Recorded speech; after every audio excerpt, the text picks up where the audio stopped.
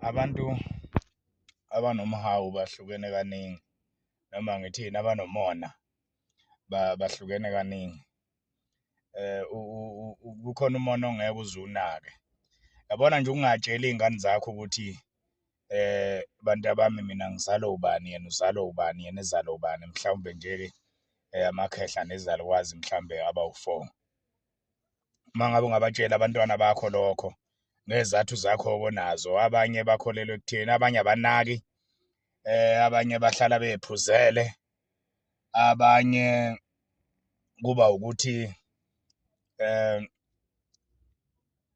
mhlambe ngendaba yenkolo ucabanga ukuthi mawutshela ingane ukuthi izalwa ubani usukhonza amadlozi, bese iy'ngane ziyakhula zikhule zingawazi umlando wazo. Uma ngabe nazo sey'buzwa iy'ngane zazo seziyizilima, kubalulekile lokho ukuthi iy'ngane zakho uy'tshele. Lokho kusho ukuthi awunawo umona, kusho ukuthi umzali ophilayo. Omunye umuntu onomona futhi enganakile, ngakho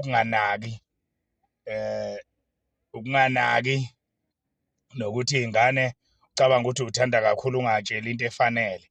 Kubalulekile ukuthi ingane yazi ukuthi into ethile ayikhulunywa, akukhulunywa kanje, ukuze izokwazi ukuphila nabantu.